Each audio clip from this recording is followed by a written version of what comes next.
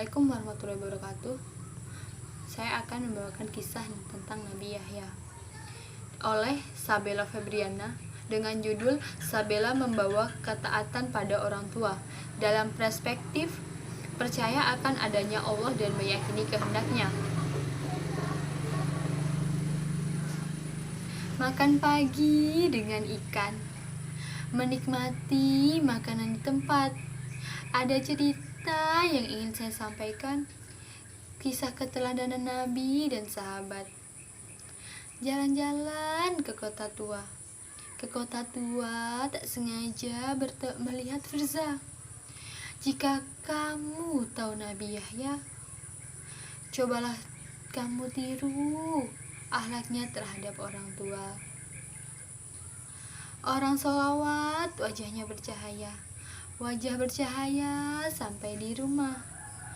Jika kau suka dengan Nabi Yahya, kau tirulah sikapnya yang ramah. Dalam sinopsis, Nabi Yahya adalah Nabi yang ke-23.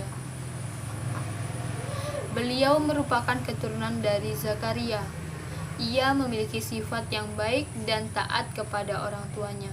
Beliau pernah mempelajari kitab Taurat di kalangan Bani Israel untuk memahami hikmah dan rasa kasih sayang kepada anak-anak. Hanya saja, ketika dewasa,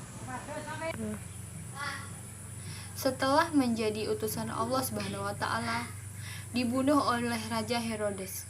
Hal itu lantaran terjadi karena menantang larangan untuk menikahi anak dirinya sendiri. Hadirin yang berbahagia, siapakah Nabi Yahya dan Raja Herodes? Bagaimanakah kisahnya? Untuk mengetahui cerita selengkapnya, marilah kita dengarkan bersama.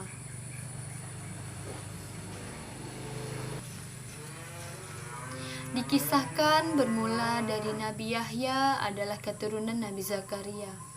Beliau adalah seorang yang sangat patuh dan taat terhadap orang tuanya. Beliau tidak pernah durhaka ataupun sombong. Banyak hal yang dilakukan untuk menjauhi akhlak tercela dan melaksanakan segala kebaikan yang berakhlak mulia. Di kalangan Bani Israel, Nabi Yahya dikenal sebagai seorang ahli agama dan juga penghafal Taurat. Beliau termasuk orang yang pintar dan pandai dalam berpikir, dalam bertindak, serta rajin menjalankan ibadah pada waktu siang dan malam hari. Beliau mampu menjadi hakim dan hukum agama dengan memiliki usaha yang tegas untuk menegakkan agama Allah Subhanahu wa Ta'ala. Pada saat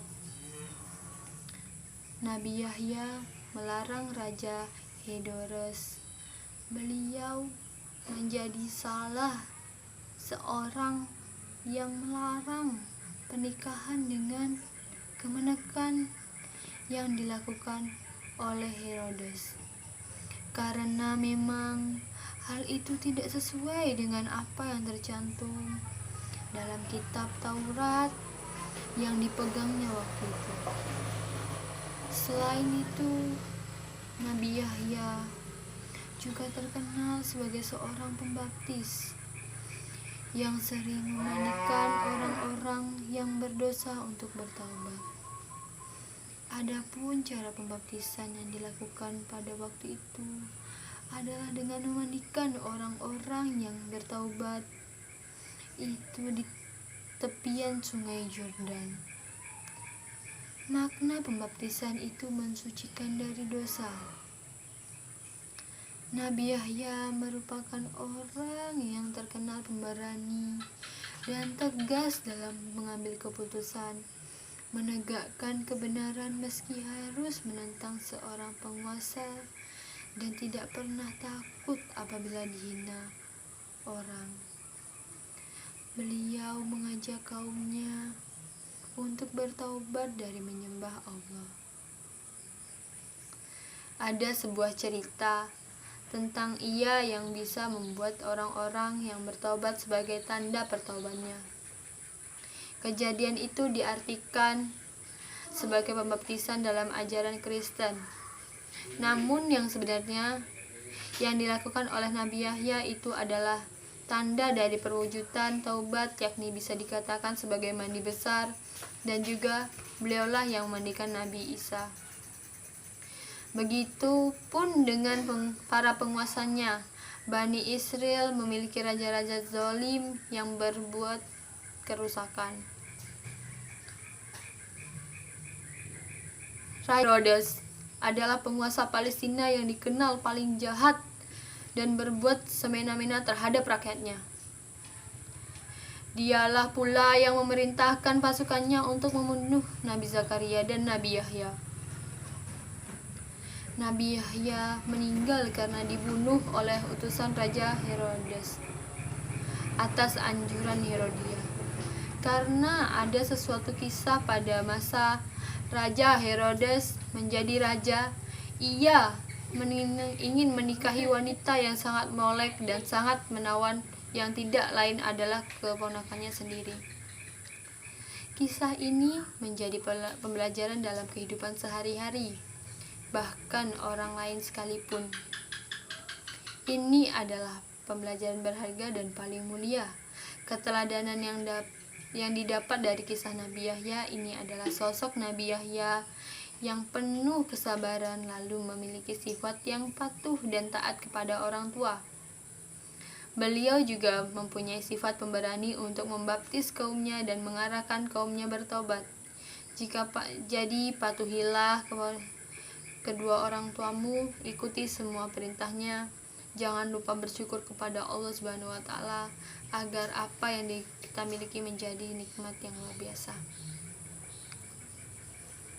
Lebah madu yang sangat manis. Madunya jernih dan tidak keruh. Bersabarlah akan waktu yang telah habis. Hidup yang tenang, jiwa yang utuh. Makan pisang goreng di tengah hutan. Hutannya ditumbuhi pohon jati. Jika ada salah dalam ucapan, mohon tidak dimasukkan ke dalam hati. Di sana ada orang kaya, pergi ke pasar mencari makan. Sekian cerita dari saya. Jika salah, mohon dimaafkan. Mata kuliah ini sejarah keteladanan Nabi dan sahabat yang diampu oleh Dr. Andes Eno bin Sanusi MPD dengan nama mahasiswa Sabila Febriana, kelas PGMI 6C. Sekian dari saya. Wassalamualaikum warahmatullahi wabarakatuh.